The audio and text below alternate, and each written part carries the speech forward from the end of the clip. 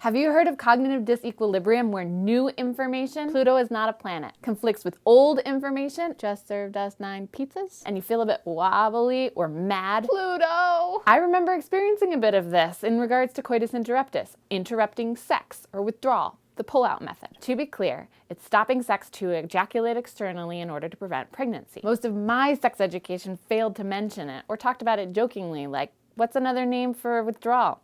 Parenthood. Ha ha ha ha. Other critics would say it's a pull and pray method, or they'd say, well, that doesn't work. So of course I got the message that withdrawal isn't a birth control method at all. But it is. It can actually work better than the pill and the condom. Not together, but individually, it can work better than each of these. Even used imperfectly, withdrawal is 5 times more effective than doing nothing at all. Wobbly yet? Let's get you to stable ground.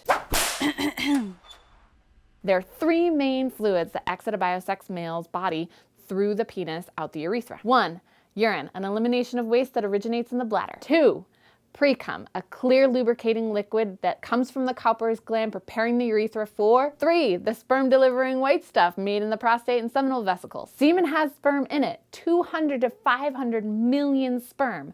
The rest of this, if we imagine it in my hand, is comprised of what I fondly call keep it alive fluid. Those other ingredients are energy, stability, and defense. During ejaculation, most of the semen is flushed out. Most. 2% lingers though. This is the remains, what didn't make it out. Residual sperm from the last ejaculation is dutifully swept up by the precum. Look under a microscope, there's sperm in this precum. You get it though, it isn't inherently there, it's a hitchhiker. So now what? P. Urinating can flush out the semen, and soap and water washes off the penis, the glands, wherever semen has dripped or ventured off to. This resets the system so that withdrawal has more optimal conditions for success. The most optimal is mastering the mechanics of it. You're not taking a pill or using a device that is scientifically engineered to prevent pregnancy. You're responsible for whether or not this method is a win or a lose. This means you put another protective measure in place, like something hormonal or a sex shield, and you practice. Practice coming. What a life! Interrupting sex at the height of arousal can be difficult, messy, and frustrating. But if you're gonna be a spawn-stopping stud and remove yourself from the warm, wet,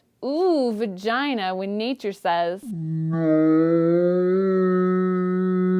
you need to confront your objections and resolve to do it anyway. You have to know your body, how long you can thrust, if at all, before hopefully you're adorning a super sexy condom. But if you're not, where to put it? Anywhere. Mouth, hand, towel, back, breasts. Do not get it near the vulva. This takes practice, really. Withdrawal is challenging and typically results in a 15 to 28% failure rate, which means 15 to 28 of 100 women using this method for a year will become pregnant. That's 1 in 4 or 1 in 5. Compared to the 85 of 100 women who get pregnant doing nothing at all, withdrawal is a delightful backup plan, but it's not the impressive 4 out of 100 fails that comes from mastering this method. Only 4! Look at all these numbers you deserve to know. We educators might get it wrong and tell you that Pluto is a planet, but our efforts as educators are to give you as much of what we think to be true. Withdrawal worked so that you have the dignity to think for yourselves. Comprehensive sex education includes withdrawal. It doesn't discount it. It emphasizes that withdrawal, like most other forms of birth control, doesn't protect against sexually transmitted infections,